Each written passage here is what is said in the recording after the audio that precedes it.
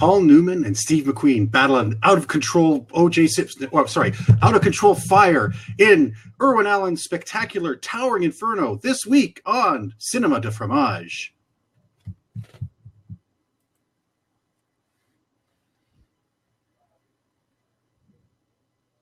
Steve McQueen and Paul Newman race against time as one tiny spark becomes a night of blazing suspense. The Towering Inferno. It's out of control. And it's coming your way.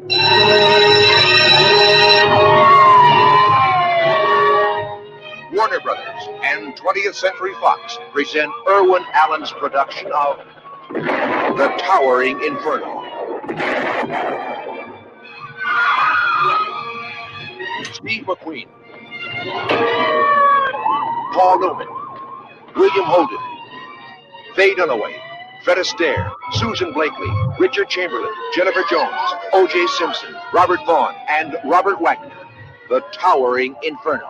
Those people are going to die up there. Something's not done. I want you out of here.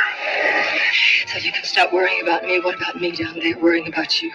I'll never let you go anywhere without me again. I'll be back with the whole fire department.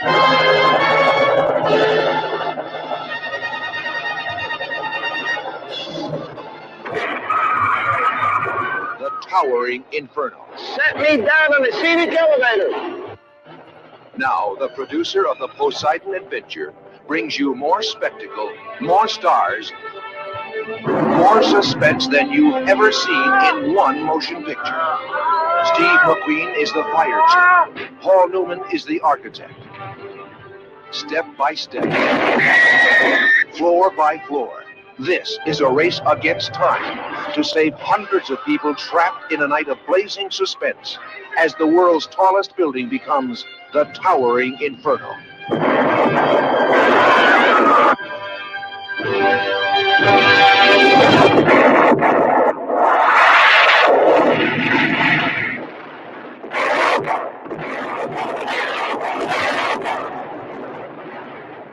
The Towering Inferno.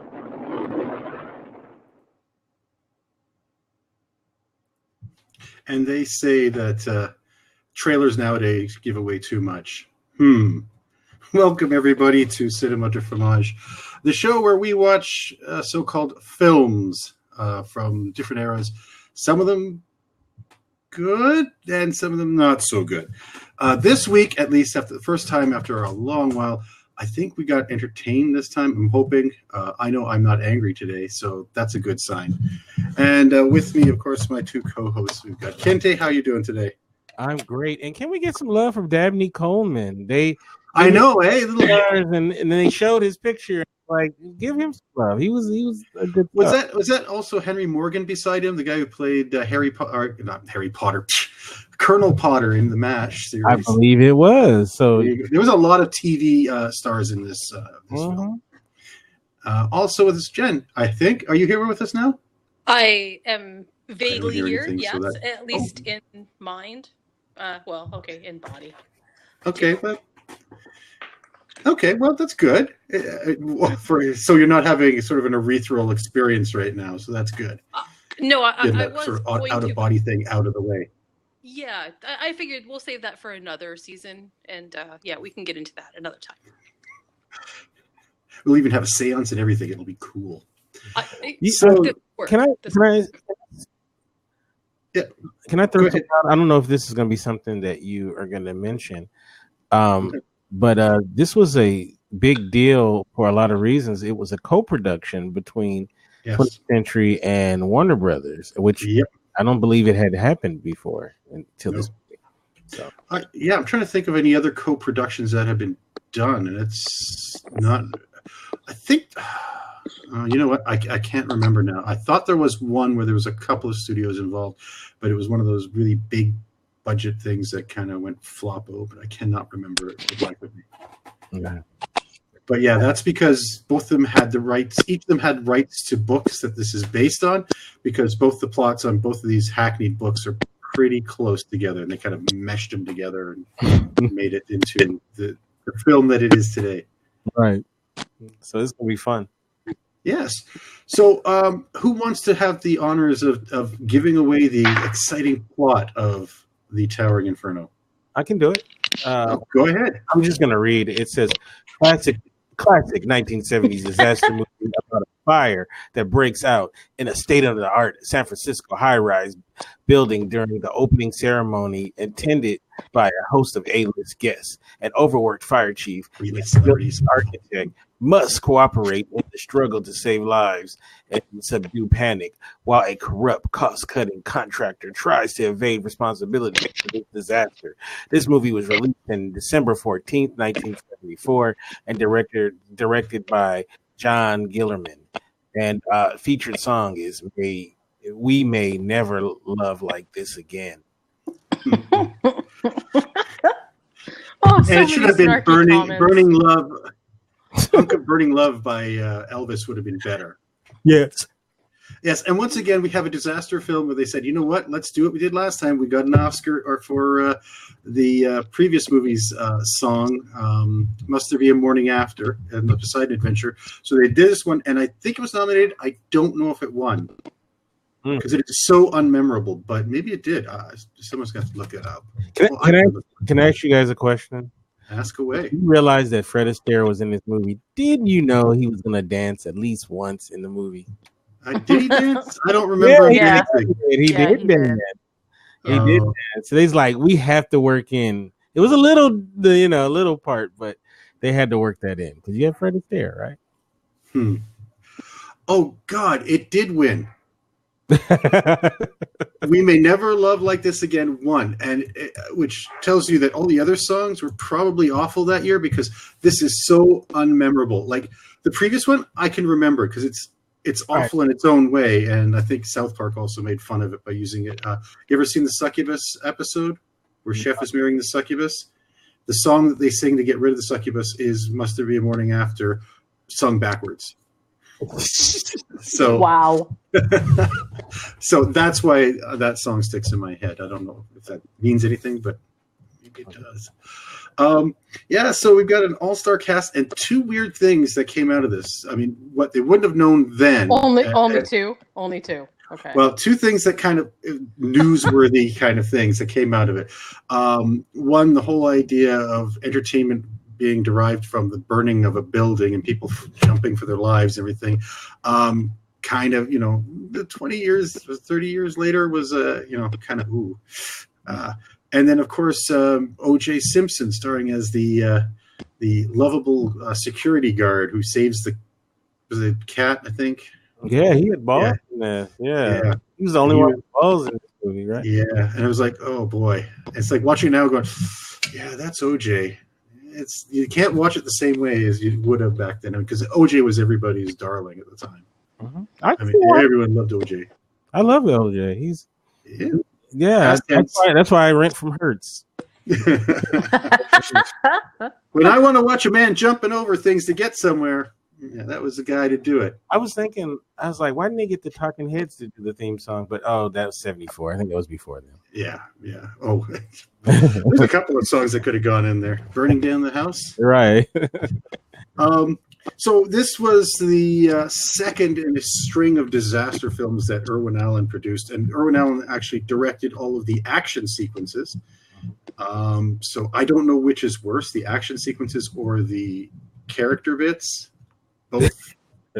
Both are pretty bad, but only one thing I really loved in the film that made me, I feel bad for laughing, but it's when all the people rushed into the elevator when he told them not to, and it opens up on that floor, and you hear them all going, ah! It's a flame. He's like, that is so funny. I'm sorry, it's so funny.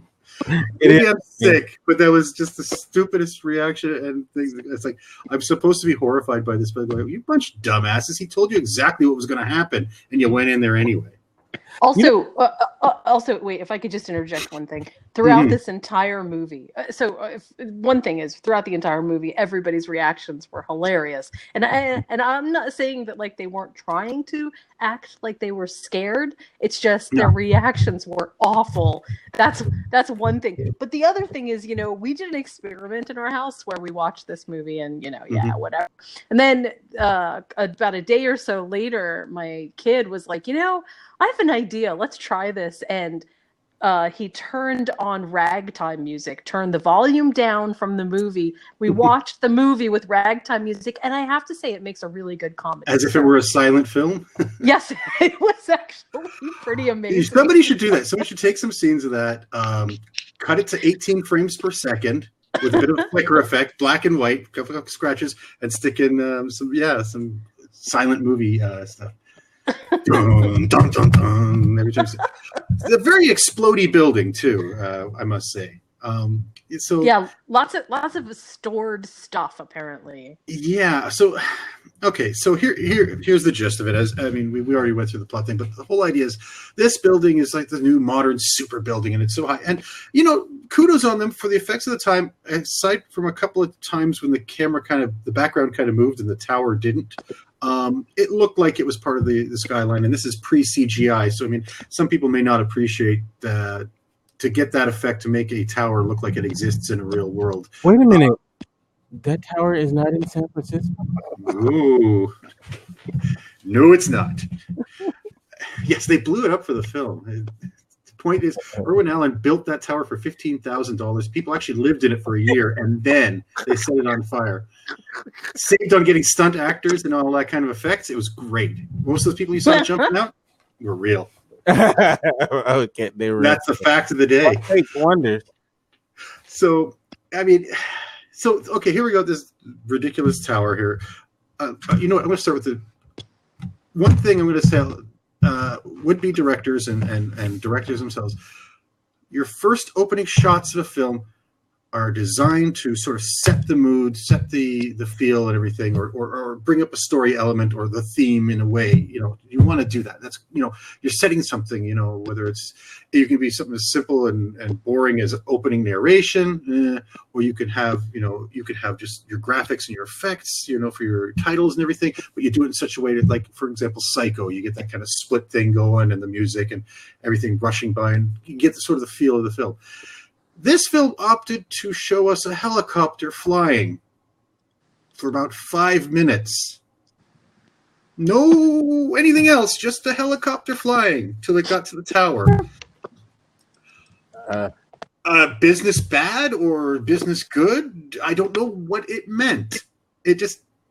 Let's just shoot a helicopter flying over the bay and into the city and landing. And then we can introduce Paul Newman. And it was like, really? That's your opening shots. That's how you set the mood for this film. Well, one of the executives actually had to make a trip into the city, and he was like, look, we might as well just film it because it's going to make great footage at some point. Yes. People are going to look at this and go, this encapsulates the entire idea of this picture. Absolutely. The themes of this picture. Actually, what happened was it was supposed to be the B-roll footage for Earthquake, but they hadn't made it yet. So right. Well, this is our B-roll footage for another film. What film? Earthquake. We're not filming Earthquake. Oh yeah. No, later. So that kind of that was boring. And I'm going, this is not a good opening to a film. You're not capturing your audience's imagination in any way, shape, or form. The music is kind of it's the generalized. What's the best way? It's a very early 70s generic sound and everything. Definitely. It's kind of reminiscent of the sound for the later Planet of the Apes movies. The same kind of soundtrack, and I don't know who. Oh, wait, you know what? Maybe I do. Who did this soundtrack? Oh my God, you're not going to believe it. And it got best original score, but the opening isn't it? It's John Williams. Oh yeah. Oh yeah, I remember that. It's John Williams, and I'm kind of going. There's a few bits in there that are good, but generally it's not a great. Like, this is before he started doing his really good stuff. This is kind of generic, and I think he was. I don't know. It just didn't feel like he put any effort into it. Maybe he was, because he's composing, he's watching the film going, yeah, I'm not going to do my best work on this. Nobody else is doing. Everybody else is phoning it. So will I. Well, I think, and this is in no way, shape, or form to excuse there not being some excellence here, because there could have been. But I think it won for best soundtrack though that year. Well, see, that's the thing. The thing is, I think the Oh, it was nominated. Sorry. Maybe they convoluted two things because the sound effects were actually not so bad. They were sound good. effects are good. No, I mean they really had their booms and crashes going. Right, and so I think in some ways the soundtrack itself was sort of minimized and underplayed because the sounds in the background were so much more critical and important. I mean, I listened to it in the full surround sound, and I'm going to tell you, I think you're misremembering it because the soundtrack is so dull, but it's pretty prevalent. In certain scenes, you do hear it, but I think it's because it's so pedestrian. There's only a few good moments in it, but it's nothing. You don't go away thinking, oh, here's the soundtrack to I'll sing that while I'm waiting. I mean, whereas I can hum Superman all day long. That's a great John Williams score. This one was a thanks for the paycheck. Here's some pages with notes on it. Do what you can. My opinion. Sorry, Mr. Williams. Maybe I'm missing something. I don't know all. I'm not a very musical person. So maybe I'm wrong, and somebody can correct me. No, I don't think you're wrong. But it was pretty pedestrian. It was just lackluster. That's all. This is lackluster. This tells you though something about this film that we've talked about two things: a helicopter ride in and the soundtrack, and that's it so far. We haven't even touched the acting. When you've got this many big heads trying to fit on such a big screen, it's amazing. The story is Paul Newman and Steve McQueen were both fighting for getting head billing. And so they had to figure out how they were going to do it without pissing each of the stars off. And they came up with a novel way of doing it. Steve McQueen was over here on the screen. And Paul Newman was up here on the screen. So one had an upper billing, but the other guy got on the right-hand side. So, both were sort of, placated by that. But it tells you a lot because the two actors apparently didn't get along during the shooting either because both were like huge egos, and both were the star of the film. You had Paul Newman's character doing all this stunts and being and he's the protagonist that you're going to follow, right? It makes sense. Steve McQueen comes in and he's the fire chief who does everything. He goes from one situation to another. He's saving this group of people, then he gets on to the top of a building, and then he gets onto a crane, and then he gets onto this thing, then he gets to blow up the thing, and it's like, I'm sorry, what human being is that versatile and that expendable, yet that important to do all of those jobs? Right. Steve McQueen, obviously, but it's like... It was really stretched the credibility of him. You know what I love is the little message they try to put in there through his character by that these people, they keep building these large towers. Yes, this is Irwin Allen saying, this is our public service message. This is why this film exists. It's not disaster porn. This has a purpose. Right. Oh my God. Learn from this film, people. Learn. Listen. I love the last line though, where he goes, "One day, you architect, you're gonna realize that you're gonna need to have me to help with some crap." Like I gotta. Yeah, and he says, "Well, I'm asking you now." And he looks at him and he drives away. Oh, God. Now, my favorite part though is in the SCTV version. Joe Flaherty is playing that part. Unfortunately, he's not good playing. He can't do Steve McQueen, so he's doing this Charlton Heston. And they end the thing where they, try to save the people, and then at the end of the movie, he does the whole, they made towers so big, and why do they have to make them so big? All of a sudden, the guy runs up, Mrs. Johnson's tabby's caught in the tree. Oh, damn! And off the fire department goes to rescue the tabby. And I thought that would have made a better ending, I think. Yeah, because if the fire department, after everything, then Steve McQueen hops on his car and goes to save a cat. Then he could have done everything a firefighter does. Well, here it is. I'm gonna play the audio from the clip. Oh, good. Spoiler alert, by the way. I don't know. Maybe they just ought to leave it the way it is. Yeah. Shrine to all the bullshit.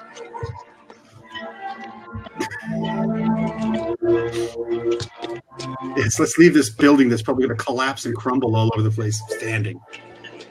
You know, we were lucky tonight. Body count's less than 200. It's lucky. Oh, These so days, lucky. we're gonna You gotta wonder how bad things are usually in that city. and I'm gonna keep eating smoke and bringing out bodies.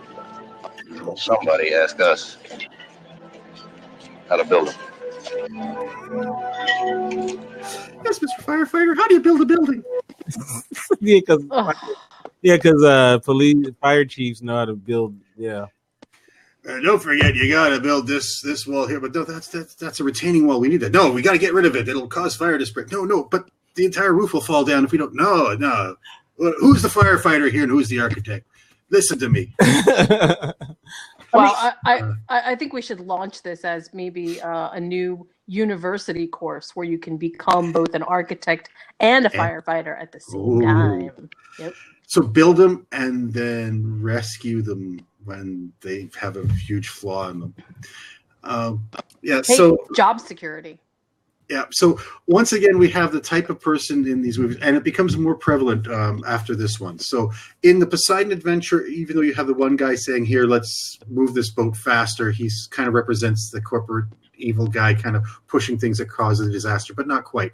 Here you have blatant neglect and cutting corners and everything. Oh, we were just a code, and they were using balsa wood in some of the places and everything. They just didn't care. Right. They got the tower up as quickly as they can, and so it's their fault. And not only is it their fault, but Richard Chamberlain's performance as the greasy, weaselly, drunken son-in-law is priceless. Like, he's a coward and sniveling and awful and just horrible through the whole thing. It's like, can you hit us over the head anymore to make us not like this guy? I mean, he's Richard Chamberlain, so we don't need to like him at all.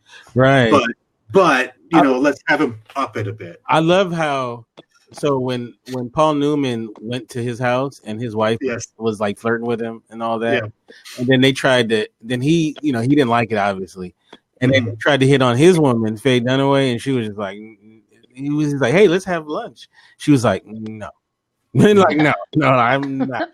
Hey, this building's on fire. You want to do some time? No, not really. Like, no, you're not getting anything. You're not that hot yet. Yeah. I'm trying to themes and everything. There's some really weird messages in this movie. Dr. Kildare. There's some really weird messages in this movie. Yeah. One of the Roberts, was it Vaughn or Wagner? I think it was Vaughn. Robert Vaughn has an affair, and so I guess they get some sort of punishment, kind of hellfire, where the couple don't realize everything's on fire around them until they finish having their affair. He opens the door and sees everything's on fire, and it's like, I think you would have noticed something, like the smoke coming in under the doors or everything. And of course, he runs into the fire and he dies, and then she dies. And I'm going, what are they trying to do here in this film? Because this is it's almost like a moral lesson we're trying to learn. Because it felt really heavy-handed. It didn't feel like, this is this is sad. The couple is no. They made a point of saying this is an illicit affair. They shouldn't be together, kind of thing. The way they make it sound, and then and his undoing is the fact that he don't leave the phones on because I'm going to be busy tonight, so keep the phones up. So he couldn't even phone for help. Right. And that was his own doing. So it's like they doomed themselves. They shouldn't have been there, and all this other stuff. It's like, what? Yeah. What are you trying to say here? Kind of have a little message in there, but I think if you want to, because we can keep going back and forth comparing it to Poseidon Adventure. Yeah, it's trying to do the same beats, but not as well, which is weird because it's great. But then again, they didn't have some kind of weird rape subplot. No, so maybe no. Everybody was willing participants in each one of the right. As far as I remember, right. We don't know what OJ was doing in the back. He was saving lives. It felt like they were attempting to bring in some circles of hell, as if like the Dante's, like the tower itself was sort of the most mythic of symbols. but they didn't because there wasn't enough. Like I could see it's a like whole they read lot. They read the Cliff's Notes. They said, okay, there's a place, there's circles in hell, and there's a tower in one part, and there's flames. Okay, yeah, we just did our take on Dante. Right, and that, I mean, you can even get exactly. That's exactly what I pulled away from it. It was they tried. I attempting to go in the direction of I would say attempting is opposed to try. You know what? Yeah, try means they put an effort. You know what they should have done? They should have ripped the ending of the car, and then you just see like a demon face. That would be like awesome. It's the same. It's the same demon from the car. I would have given the movie at that point. I would have given it a 7, a solid, huge 7. But they didn't go that direction. No, they did not. No. They did not. Hey, give them credit. Like one of the innocent people who died was, I felt bad for her, mainly because that was the end of her career as it was. So the Fred Astaire's main squeeze. Oh yeah. By the way, speaking of Fred Astaire, I guess his was an arc of redemption. His story arc. He was a con man who was trying to weasel a lady out, but didn't realize that she was so goddamn lonely and desperate that she'd take any company, even a sleazy con man who can dance.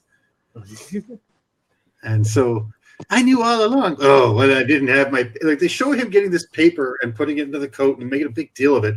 And then he's like, I left my coat somewhere and I don't even have that now. It's like, was that the writers trying to, here, people are going to ask why he doesn't have the paper. We lost it. I don't know what we're going to do. Okay, just say you lost it. Okay, good enough.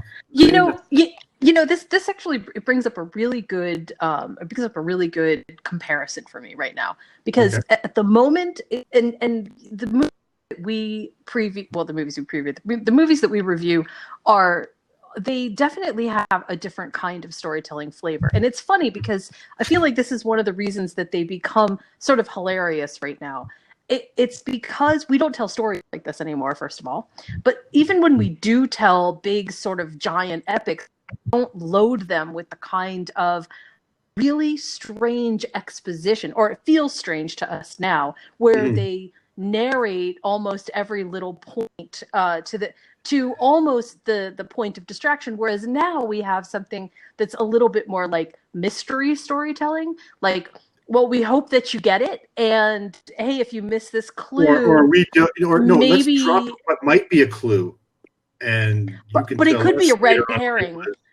Right, it could be a red herring also. And hey, you know what? Let's get the podcasters to weigh in, because if they think that there's something going on, well, hey, maybe they might give us an idea. And we'll see what's going on. I mean, can you imagine if we all existed back in that time and we had this podcast going and we were reviewing this in real time, what we would be saying about it? I mean, it just blows my mind because this is just so different. So well, I find that fascinating. It's very much of the TV, and this is where Irwin Allen cut his teeth, was in television, right? And it is very much a TV kind of movie of the week kind of thing, where you get a bunch of characters together, oddball characters, like your Airport movie and stuff like that. In 1970, it was Airport, where it's a disaster film about a plane that's going to crash, or I can't remember. Was it the whole? No, I'm mixing two things up. Anyways, I'm thinking airplane and airport. Anyways, doesn't matter. Point is that you have all these desperate characters that come together with this one disaster, and you give them all, to humanize them, you give them all little stories that they're going to carry on through the whole thing. So he'll learn to love this person, or this person will want to break up with this person, but in the end they get together. Or this person is horrible, but he sacrifices himself in the end. And all these tiny little story arcs they have through it. And that was very common in a lot of those types of movies. And it is today, except for nowadays, they truncate it so much there's not even real character moments, so the dialogue is even less perfunctory. I mean, nowadays, they just have a guy start off with a family around him, so you go, oh, he's a family guy. Okay, there's your shortcut, and that's all you do. And then he goes, and you're supposed to care because he has a family. I I think one of the most stark examples of that kind of storytelling, which is so interesting because there's a reason that we find these so hilarious, is the dialogue feels like it is so sort of overemphasized and well, yeah, they're cramming all the exposition in every piece of dialogue they're talking. I mean, they're describing their entire lives before the moment these people meet. And today we have none of that. It's almost so stark that you're just starving for any information. Like what? And you have to. I have to think. Right? There's a reason that people fill in all the gaps today with all these fan fiction stories, whereas back, well, maybe not back then, but in the 70s, it was just everything was on the table. There was no need to write fan fiction because there it was. It was right there. Well, yeah, that's the thing. Today's characters are supposed to be everyman that you're supposed to relate with. So they make them as blank slate as possible. You'll notice most heroes are very bland and boring because they're blank slates. They're supposed to be us substituting ourselves. Oh, I'm going to be that guy. 20, 30 years ago, it wasn't that way. I mean, but nowadays, most of your heroes, aside from a couple that stand out, and they stand out for this reason, is because they're just bland. They're nothing. There's nothing to them. There's no real backstory except for I'm a father, or I went to this school, or I had this small problem, or whatever, and that's it. And you're looking and going, okay, I'll just fill in the back stuff because I have to. You're making me fill it in. Yeah. Is that good or bad? I don't know. Let's talk about these characters. Like, okay, Paul Newman. You know, he's a good actor. He's a good actor. I wouldn't say he's like a GOAT. You know, he's not a great of all time, but he has personality and panache, whatever you want to call it, whatever the folks say. In this movie, he is sleepwalking through this movie. Yes, he literally everything is in neutral. There's very few. The people who are trying the hardest are the people who are lower down on the actual roster, or are at the end of their careers. So Fred Astaire is pulling out all the stops and all of his emotions he's trying to put into his scenes. Using his old style of acting, and he really wants to be there. Paul Newman's like, yeah, I'm here.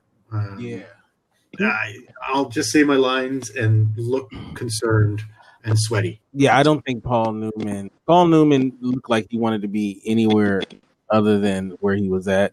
I'm imagining he must have got a big payday. That's why he did the movie. Well, he was a big name at the time. So. And so he really didn't look like he wanted to be there. Steve McQueen,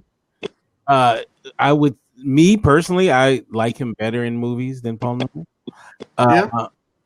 It seemed like he did put a lot to his character as much as with. Well, he got more action, so he got to play the gritty, tough as nails, no nonsense guy that he always plays, right? Right. So it was easier for him. So he was sleepwalking too, but he doesn't. But his sleepwalking is basically, this is the role I always play. No problem. I know how to do this, and I can nail it, and it won't look as bad. Paul Newman usually puts a little more charisma in his performance, and he just didn't bother with this. He's got some charisma, but not really. You look at him in other films, he's much more charismatic. He's much more interesting.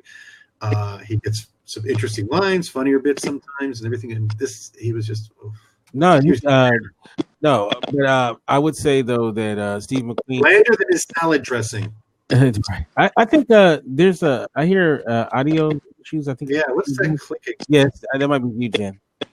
Is it me? Yeah, you're hit mute, Jen. Is it my headset? Oh boy. Yeah, I think so. It might be. Yeah, that was you. Just come in and out when you have something. Okay, so William Holden, who's fantastic actor. Yes. He was really good. He was very good. And, yes, he was. And he gives gravitas pretty much in anything he's going to be in. I really enjoyed him. Richard Chamberlain.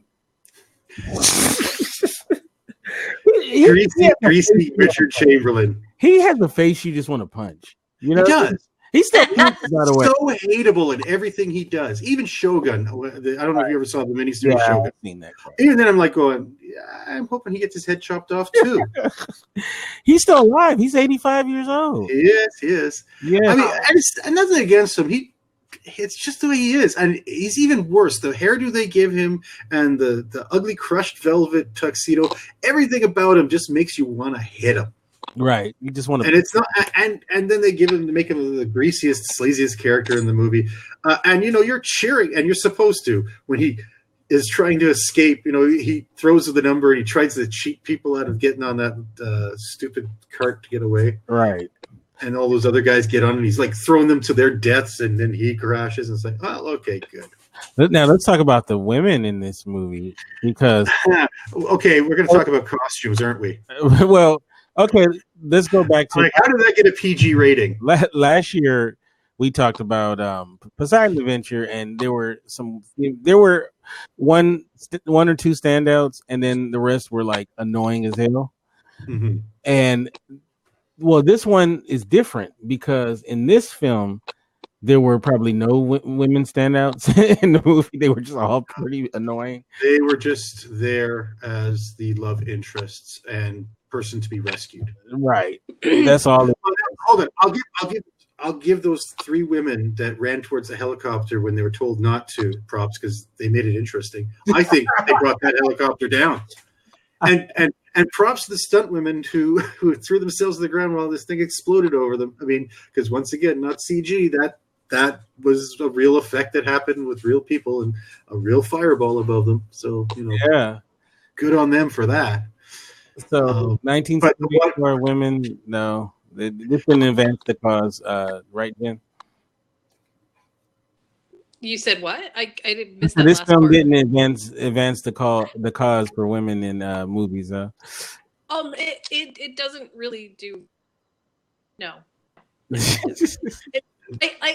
I was going to say was I think some of the actual stage props got better both direction and parts than the women did. So that should tell you something. Well, I don't know. They dressed up the women better than the stage parts. Yeah. They made sure that they were wearing the slinkiest stuff. And I don't know. There was some really cool looking. I gotta say, the 70s definitely had that wallpaper rocking. Oh, they did. No fooling around. Not just prints. They would put that felt on that thing, and they would have raised bits on those things. I know. I lived through that time. My parents had that on our walls. Woof. I wonder. Okay, I just have to say, I'm going to say this. Faye Dunaway's dress that she's wearing, that should have given this movie a restricted, because she was free to be her and me or whatever, but yeah, I mean, brave of her to do that, unless she was like one way that she didn't realize that once the lights came on, everything was revealed. But I'm like, yeah, that's very distracting. That was distracting. And she's still alive too, by the way. Oh, I hope she doesn't wear that dress nowadays. Maybe not. Oh, that's mean. That's sexist of me, and I'm sorry. How's that sexist? Ageist and sexist of some. Yeah, she's more than just a piece of meat. Rancid meat now, right? I didn't say that. You did. Oh, we forgot to mention Bobby Brady's in this movie. Yes. That's true. Wearing those groovy headphones that even when the place is burning down and he knows he's in jeopardy, is still wearing the damn headphones. It's like, yes. Anybody here? What? Oh, yeah. Put the fire out. My favorite thing though is when Steve McQueen tells William Holden's character, like, "Hey, there's a fire. There's a major fire on floor 83, and we need to get everybody out." And he's like, "We can't. No, we have a party here. The mayor's here." Like, oh yeah, what's with the red carpet event? Who goes to a red carpet event for an opening of a building that obviously was already open because it had offices that were already filled and operating? I have no idea. It was I guess in 74 there weren't a lot of events to go to. I guess I don't know. Here's another question. There weren't a lot of if it was to go to. If there was a lot, it was going to take like 2 hours to get everybody out of that party. How long did it take them to get into that party? Were they like getting in there like 3 p.m? We got to be there for 8, so it's going to take us about 5 hours getting up this place. And we kind of mentioned this before, but I'm going to ask this for Jim first. whenever is it you're lucky that only 200 people died? It's San Francisco. They got a history of these kind of things, earthquakes, fires, and all that kind of thing. Oh, he said only. I think the thing that they were trying to say with that was not that only 200 people died. I think what they were trying to say was, hey, we made it through the movie and there were only 200 casualties. Amazing. Literally everybody would have died. Yes. Well, I mean, I'm still trying to think of what's going on. So this building is the whole idea is that this is the grand opening of this building. Right. We know there are people already living in this building. There are offices already in this building that are running. Right. But everything that they're doing, like, oh, we're switching the power plant over this and this, oh, let's check the wiring now. It's like it's looking like this is the first time the building's been operating. But it sure as hell looks like all those furnished apartments and everything. These people have been living there for a while. For a while, yeah, good while, yeah. So I'm confused as to why is it so like we don't do a grand opening until Paul Newman comes back? Yeah. Well, right, because it's not really a grand opening until all the stars. Yeah, I get stars. Yeah, it's a very strange movie. But okay, after all this is said and done, it is entertaining. Watching things burning, I guess you can understand why pyromaniacs are the way they are sometimes. When you watch this movie, kind of going, yeah, those flames are really cool. That looks really nice. That's a good explosion. Doors bursting open, people opening a door. No, don't. All that kind of stuff. Great. Don't know why all these firefighters were being so seriously injured. I'm trying to understand what the heck is exploding in this building, except for the fact that every so often they show the same storage room with the paint cans in it. That's the only thing that I've ever seen that looks like it's explodable.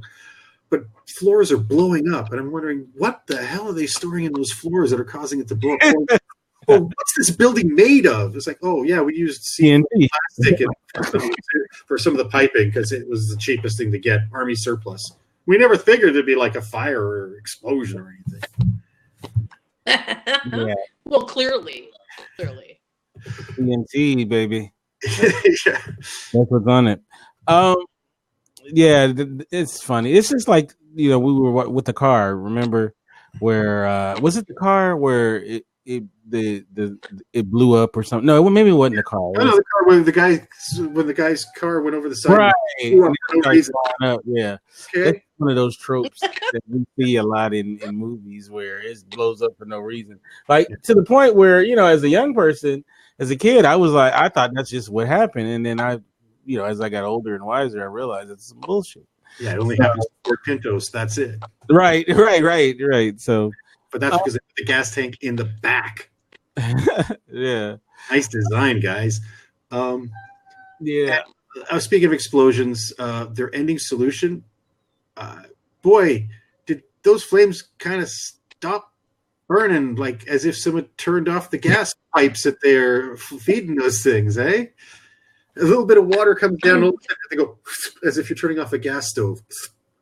And it's like, okay. I think of all the things that were not realistic. Literally.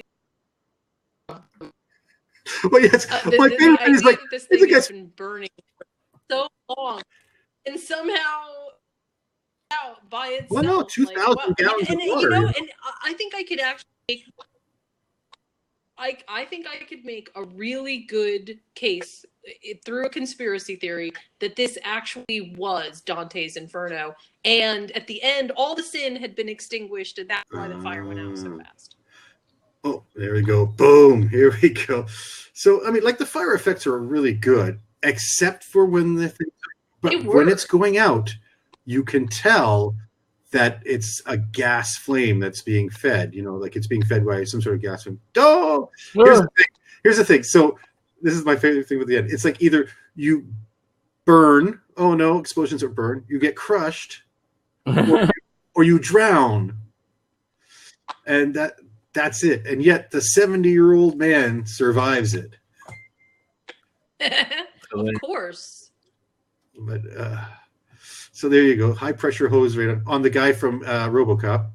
There, you recognize him. Now I know how to put out a fire of that magnitude.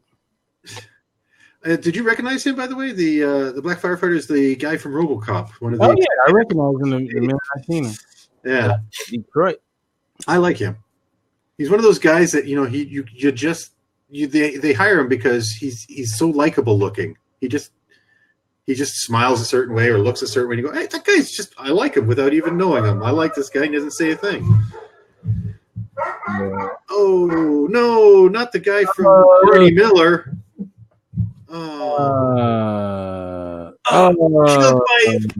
Killed by the Virgin Mary. Oh, ironic. I think even the dog had issues with this. I don't know. The dog had issues with this. Oh yeah, my dog doesn't like. This is becoming more and more iconic as we go. But anyways, that was, my friends, the Towering Inferno. There's not much to say about it. It's things burning, people falling out of buildings, firefighters fighting fires, and stupid accident after stupid accident getting in the way of people escaping, including cement on the door, which they blew up with C4. Okay. Well, there were some cute, in quotes, vignettes of little character actions. I mean, some of the stuff was actually it was entertaining. It was entertaining all by itself. Like if you just took it out of context of the movie and just saw it as like a little short, it was actually quite entertaining in just sort of for drama's sake. But when you put the whole movie together, it sort of stacks up to a great big nothingness. I mean, not that the fire isn't amazing, but it's just what it lacks for, and I feel like this is sort of the case with all the disaster movies. And to be honest, okay, over the weekend, last weekend, I went to go see Godzilla, King of the Monsters. And it had the same crazy overtone. It had the same, oh my gosh, it's us versus the environment, or the environment versus us. And it also had, corporate greed this, and it had the kind of same exact tones that I found in Towering Inferno, but it was with monsters. So I feel like this trope is it's something that we keep struggling with. We keep wanting to tell a good story about, why the hubris of man is so important to understand. But it's so interesting the way that we decide to tell these stories, because we never actually get to that. We're so caught up in the sort of like little stuff along the way. We just do it at the end of the movie. Did that explosion look good? That we never. Oh, we do. We do it in one sentence at the end of the movie, and we thought it was unsinkable. Oh, we should never have built it so tall. What were we thinking? You're right. That's it. What were we thinking? What were we thinking? It was just what they made enough money on it, so I guess they thought they did a good thing, and it led to another disaster movie, which we may talk about next season. But I think we're going to skip ahead to skip Earthquake and go right to the granddaddy, the movie that destroyed Irwin Allen's career. The Swarm? Yes. The one he doesn't want anyone to ever talk, while he was alive. No one could talk about that movie around him. Oh my God, that movie was so hilarious. Yeah. Film so hilarious that I still remember. I remember the grown-ups around or saying, "Oh, this is going to be so scary, everybody. This is going to be." And then it was so funny that my cousin and I sat on the floor and laughed and laughed and laughed. I thought the bees were our friends. I could have sworn the bees were our friends. What? Oh, jeez. What? The bees are what? What's your job? I'm an entomologist. We used to run around outside pretending that we had something in our hand, like a pretend thing. Hey, it's a killer bee! It's a killer bee! Like that's gonna scare. No, you should have just thrown styrofoam chips at each other, and you could pretend you were being attacked by the swarm. The actors did in that movie. Okay. Just to let you guys know, you guys don't know this, but I have a special announcement about this show. Okay. Cinema de Fromage. So. Is it being broadcast in Alpha Centauri? Because I heard that they really like us out there. Nobody's gonna like us. Yes. So I don't want King to miss his. Yeah, I got my basketball game going on. The Raptors are going to win this one. So Oh, that's right. So let's do the scores. Hold on, let me pull it up, and I will explain why. And I'll go first, and then we'll go Jen, and then you. Okay. And I'll go. I'll mute myself so you don't hear my dog. So, and I have, you'll see. Okay, where's? Oops, desktop. There we go. All right. So I gave the story, as you can see, a 6. Ooh, generous. Ain't nothing wrong about, I like disaster movies, man. Even though they're mostly stupid and all of that, but you know what? I enjoy it. Now the running time. If we should have a category called running time, because this freaking running time too long or too short. Too long. Oh my god! It was like 2 movies, basically. It was. But it was way too long. But anyway, so number 2, acting, I gave it a 4. And Paul Newman was not Paul Newman. He was, a guy that was just trying to catch a chick. But it's good to see Fred Astaire, and Steve McQueen is always awesome. So and OJ, of course, helped the acting in this movie. Number 3, score / sound design, I gave it a 4. I mean, it sounded like fire, And the score was John Williams. This is probably one of the weakest John Williams scores I've ever heard, but I guess that was in his infancy, so we'll cut him some slack. Number 4, as far as production quality, I actually gave it a 5 because for its time, it was pretty state of the art. I mean, looking at it through 2019 goggles, obviously it doesn't cut the mustard, but I probably should have gave it a higher score actually, because if you think about it, it was pretty high quality for its time. So you have to judge it in that context. So I probably should have given it a higher score, but I gave it a 5. And overall entertainment value, how much I enjoyed the film, I gave it a 6. I actually really enjoyed watching the movie. I just didn't like how long it took, but it was kind of, I had fun with it. It was definitely not a bad movie at all. I liked it way better than that movie that The Rock did last year. What was it called? I forgot. High Rise or something bullshit. Oh god, that was awful. That was awful. So yeah. I would watch. I could watch this and enjoy it. I don't think I could ever watch that one again. So the one that The Rock did. So right. So it gets 55. Cool. All right. So I gave Story a 6. And again, I really did like the little character vignettes and the little dramas going on. They were just disconnected. Mm-hmm. Sound and sound production, I give that a 5. I like it. I actually like the sound effects. They were really cool, but the soundtrack itself wasn't so great, but the sound effects more than made up for it, and sound editing was really on point. Mm-hmm. There was some interesting ideas that some Foley had to come up with to make those stuff. It was kind of cool. I liked it. You skipped acting. I did. Oh, I'm sorry. I have them out of no, she gave it 0. I didn't give it. Actually, I gave this movie way higher scores than I think I've given most movies. 5. It wasn't terrible, but overall, wow. For all those people that were there, was like, did they just lure them to the set with like we'll have drugs and women or something? Because for all of that star power, it feels like there should have been something way greater going on. Mm-hmm.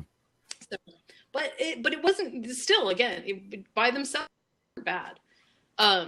Production, I actually gave a 7, and I'll tell you why I did 7 just real quick. So I said, for the time, I feel like this was so incredibly epic for them to put together. And part of production to me, because we don't have a separate category for it, is editing. And they did some really interesting things with editing. I mean, their transitions were weird, but the editing itself was not bad.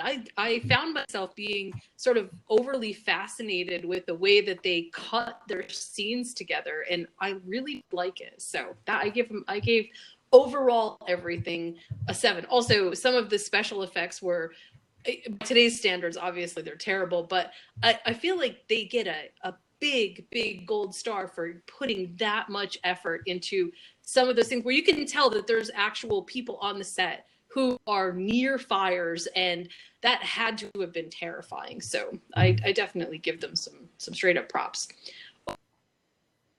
We had fun. Myself and the 2 people I watched with, we had a great time, better time second time through. So I gave it a 6. So not a bad score, I don't think, for this movie. Yeah, I think it's really good. Okay.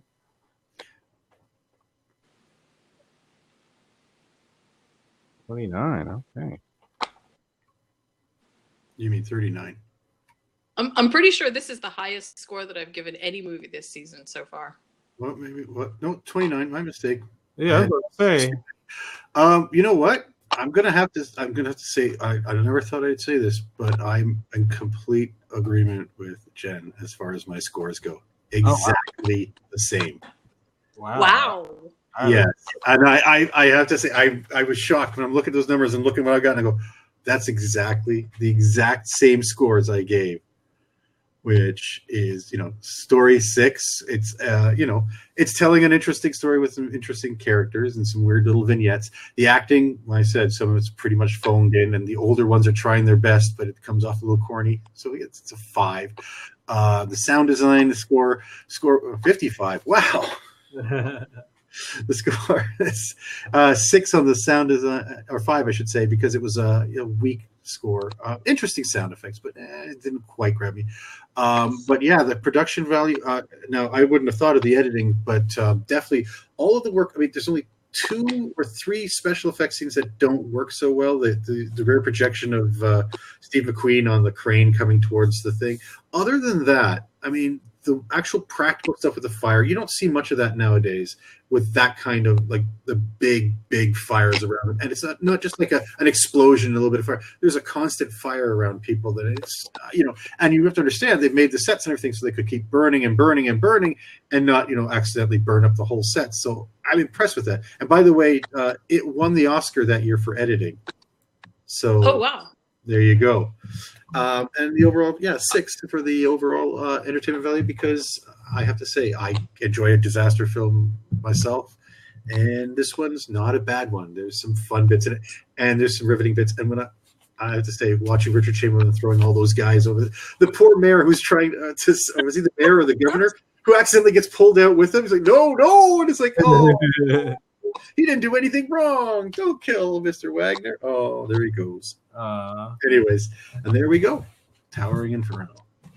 All right. Which I guess this one probably going to be our top film so far this year. Okay, so I'm going to explain all that after because movies that make the meal, and then I'm going to explain a change. Okay. All right, so movies that make the meal. I'll make it go really fast. This week I did hot wings. No big surprise. Have to wear asbestos gloves to deal with them. And I actually, God, this was really seriously work. I don't like spicy foods, and we made something called a fire sauce. So the recipe for the fire sauce plus the recipe for making the hot wings themselves are on the blog, and it turned out pretty good. But they're hot. They're hot. All right. Okay, so a couple of things before we say goodbye. All right, I'm not going to give the running total, or am I going to give what this score got? I watched it with a friend of mine, and he's going to serve as the judge. I'm going to have him do the scores, right? Okay. So we're going to keep the 4-judge thing because as we were doing the show, our good friend Joshua has agreed to be on 4. We'll always have a fourth. Rather than trying to always get another fourth, Josh said he would do it every week. So what I'm going to do is, so we can keep the scores fair, I will get my friend who I watched it with, who could have come on the show last week, but whatever. But so he's going to give his score. So then next week we're going to have the full running tally, all of that, and we will always have 4. So going forward. So, but I want to thank Josh from Semicore for agreeing to be our fourth.